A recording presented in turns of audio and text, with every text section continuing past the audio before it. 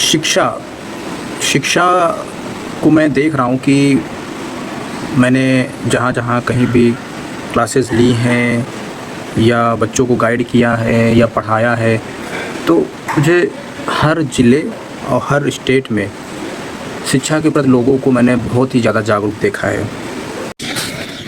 जैसे कि मेरे घर में मुझसे बड़े जितने भी लोग थे, मेरे चाचा, मेरे बुआ जी लोग, वो लोग भी हमेशा गाइड करते रहते थे पढ़ाने के लिए। जैसे चाचा हैं, कुन्नू चाचा हैं, तो वो क्या, हम लोग साथ पढ़ते थे तो पढ़ने की बातें हुआ करती थी, गाइड किया करते थे। फिर बुआ लोग हुई। लेकिन मेरे बाबा जी जो थे ना, बाबा मतलब वो हमेशा अंत तक, मरते दम तक वो डेली यही पूछते थे, दीपक और क्या चल रहा है, क्या पढ़ रहा है, क्या पढ़ेगा, कितना पढ़ेगा, क्या करेगा, कहीं सरकारी फॉर्म भरा कि नहीं भरा, वो सारी बातें बोलते थे। और फिर उसके बाद क्या बोलते थे कि देखो वो भाई इसमें लग गया, उसमें लग गया, ये बन गया, वो बन गया। तो वो बहुत ज़्यादा सरकारी नौकरी, पढ़ाई के लिए बहुत ज़्यादा वो बातें किया करते थे। बाबा के ज्ञान का एक छोटी सी बात बताता हूँ।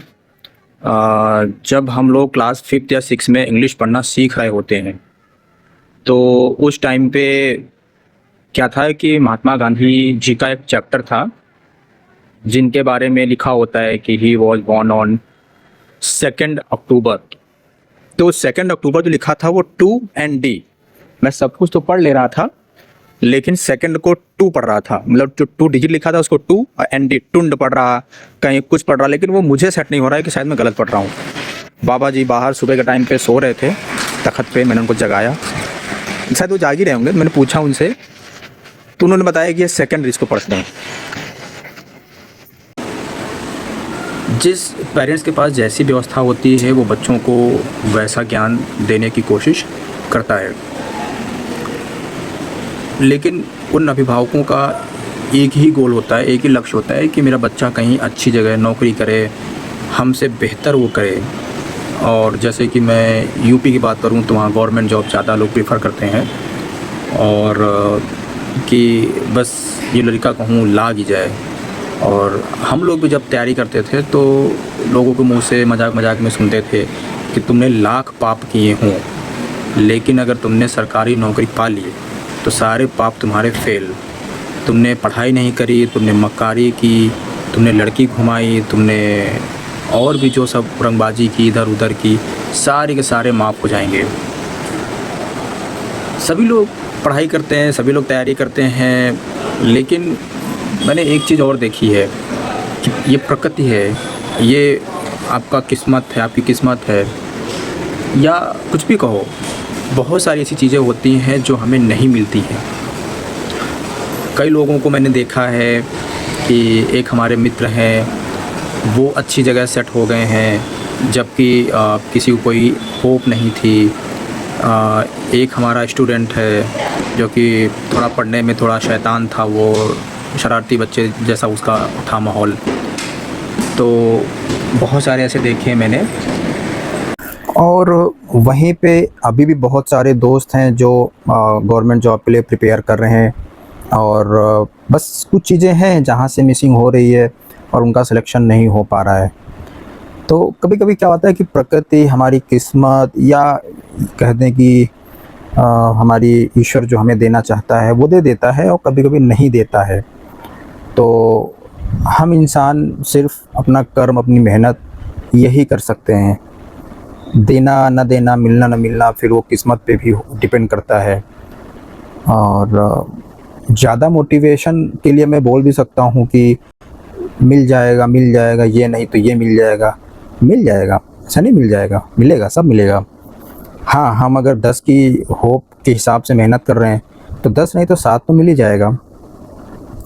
तो और कभी कभी लेट भी हो सकता है, कभी कभी बहुत आपको परीक्षा देनी पड़ सकती है, पेशेंस रखना पड़ सकता है, तो कोई बात नहीं। और मैंने बहुत सारे बच्चों को पढ़ाया, जहाँ जहाँ भी रहा, पता नहीं किस्मत में कुछ है ऐसा कि टीचिंग मेरी लाइफ से नहीं जा रहा। और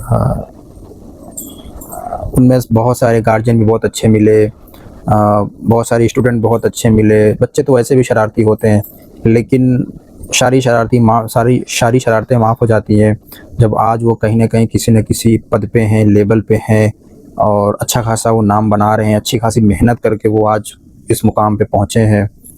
और जैसे कि प्रतीक यादव हैं, वो अंकल हैप्पी अंकल बहुत प्यारे अंकल हैं बेचारे। उन्होंने बहुत त्याग किया अपने बच्चों को पढ़ाने के लिए और खैर दोनों बच्चे ही सेटल हो गए, अच्छी जगह सेटल हो गए। और अभी वो अंकल नवंबर दिसंबर में घर गया था तो मिले थे और उन्होंने मेरी बच्ची को देखा तो उन्होंने उनको पैसे भी दिए और वो पानी के बतासे खा रहे थे तो उन्होंने ऑफ़र भी किया, सर जी खा लो। तो मैंने उनके साथ खाया था। और दूसरे जैसे खजान हैं, निखिलेश हैं, अखिलेश हैं, ये भी बहुत प्यारे इनके दादाजी और पिताजी, दादी, बुआ सारे लोग बहुत अच्छे। इनके घर जैसा हमारा मिलना-जुलना था, प्रतीक के यहाँ से भी था। और आज निखिलेश भी आईटीबीपी में एज ए फोर्स उसने ज्वाइन किया है। तो हर माँ-बाप के उनके घर में दादा-दादी का सबका सपना था कि बच्चे हमारे पढ़ लिख के कहीं सेट हो जाएँ। उन 3-4 भाइयों में से निखिलेश लग गया है तो मुझे पक्का पता है कि उनका पूरा घर अब अच्छा सेट हो जाएगा, सब बढ़िया हो जाएगा, भगवान का आशीर्वाद है। और अखिलेश और खजान भी बहुत अच्छा कर रहे हैं, मेहनत कर रहे हैं वो लोग भी। और बाकी ऐसे बहुत सारे स्टूडेंट मिले हैं जिसमें जैसे कि एक मैं बात करूँ, सरोज रावत नाम की लड़की थी, बहुत सीरियस थी पढ़ाई के लिए। बस शायद वो क्या था कि पढ़ने में बहुत होशियार थी। बस प्रॉब्लम ये है कि शायद वो बहुत गरीब फैमिली से आते थे और शायद उनको कोई रास्ता बताने वाला नहीं मिला। तो पता नहीं आजकल क्या है, कहाँ है वो, मुझे पता नहीं चल रहा है काफ़ी सालों से। लेकिन ऐसी कोई गुड न्यूज़ भी नहीं मिली अभी तक कि कहीं अच्छी जगह वो सेट हुई, लेकिन बहुत होशियार लड़की थी। और बाकी उन्हीं के साथ मनीषा और महिमा, ये सारी जो लड़कियां थी बहुत अच्छी होशियार थी पढ़ने लिखने में।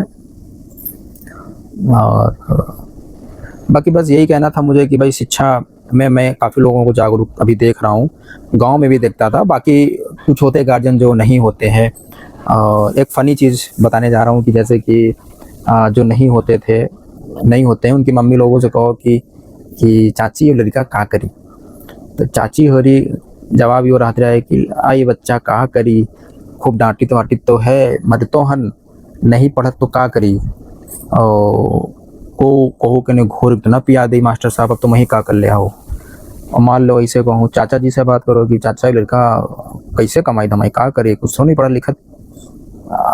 तो चाचा जी का जवाब हुए कि मास्टर साहब का खिन जाए, हम तो अंगूठा छाप आदमी, पढ़ जाइए तो हमारी ज़िंदगी बदल जाए, नहीं तो भैया जो हम कर रहे हैं करी हैं। तो बस शिक्षा को लेके थोड़ा यही मुझे 2-3 मतलब कुछ बातें बतानी थी कि शिक्षा को लेके बहुत लोग जागरूक हैं, बढ़िया है, मस्त है। लोग पढ़ाई कराते अपने बच्चों को अपनी हैसियत, और कुछ लोग हैसियत से भी ज़्यादा कराते हैं। और वही बच्चे आगे चल के कहीं ना कहीं वो सेट हो जाते हैं, अच्छी जगह कहीं सेट हो जाते हैं, अच्छा लेवल उनको मिल जाता है, अच्छा पद मिल जाता है, कोई वकील, कोई फोर्स सेना में, कोई टीचर बन जाता है, कोई कुछ बन जाता है।